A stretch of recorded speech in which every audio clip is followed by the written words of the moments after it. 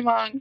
So this is just a quick video of what I've experienced with water brushes, and I'm curious what other people's experiences are with the different brands.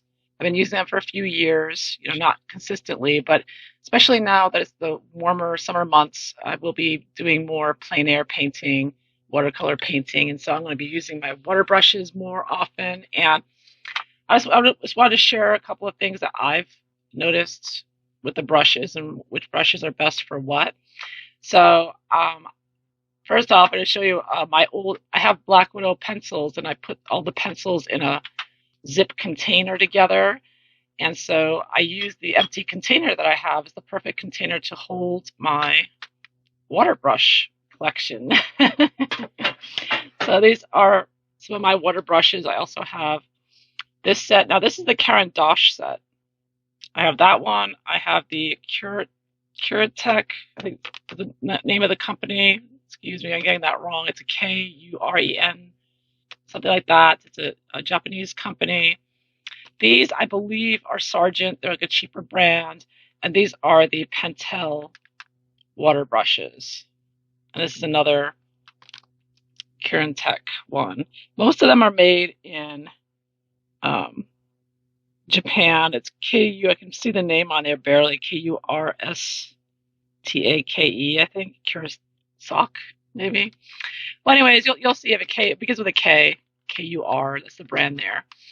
And yeah, so I just wanted to share with you what I discovered using them, the water brushes. They're not all created equal, even though they're basically the same. They all have the same, white nylon tip. But the brands are a little slightly different.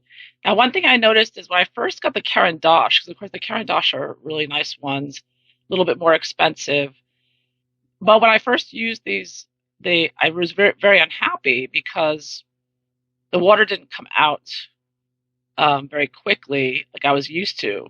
With the cheaper brushes, the water comes out very quickly, but sometimes it's difficult to control the water. Like it keeps coming out even when you don't want it to. So that could be a problem with the cheaper brushes. But if you want a lot of water in your painting, so it depends on what you're painting. These brushes, it's like you squeeze the side and it seems like the water comes out very slowly. And I found that not helpful when I was painting out of a pan. If I'm painting straight from the pans, then I'd want a lot of water. I want to wet the pan and then I want to mix it together with another color. So in that case, the Caran d'Ache was not ideal for that. But I soon discovered when I started using watercolor, particularly my watercolor pencils and my Inktense pencils in coloring book paper. So this I did detail here with my Inktense pencils. Now, with coloring book paper, even if it's good quality coloring book paper, like in the Mythomorphia, as one example, even though the paper is very good, it's still not watercolor quality. So you want to use as little water as possible, like almost none. So if you're using a watercolor pencil or an Inktense pencil, you want to put the pencil on, and then you want the brush. Normally, you take your watercolor brush if you're using a watercolor brush, and you want to make sure that it's as dry as possible, and then just use very tiny little water to start mixing it together, and that works best for coloring books. So Caran d'Ache has been the best for coloring books because it controls the water. You only get very little at a time, but that's perfect for coloring books. And I showed another video, it has a magic marker type tip here.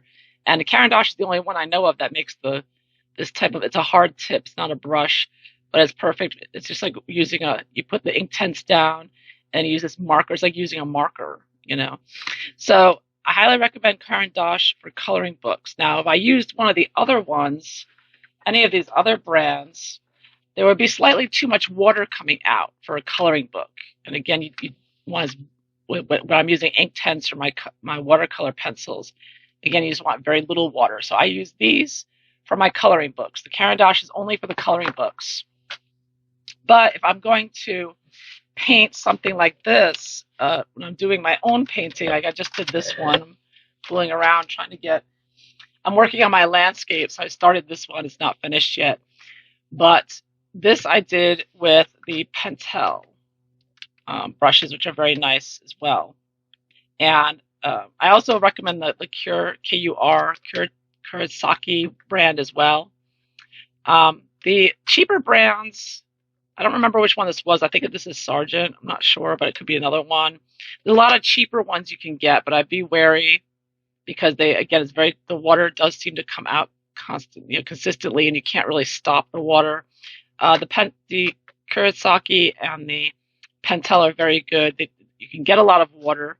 So if I want to do a wet on wet background, like when I started this, I put water down first. It's very easy to squeeze this, and the water all comes out all over. And then it has very good control when you don't want water coming out of the brush. So yeah, so if you get, I would say you don't have to get the most expensive watercolor brushes, but I'd be aware that you get a little bit of like a medium price one is the best way to go, I think, because if you go too cheap, then every time you're gonna have trouble keeping the water in there. The water is gonna keep coming out, leaking out while you're trying to paint, and that can ruin your painting. So that was it. That's all I wanted to point out. I was wondering what other people's experience has been with different water brush brands. If you found a brand either for coloring books or for just plein air painting and watercolor, which ones you like best.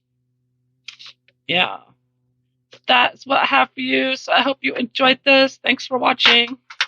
Bye-bye.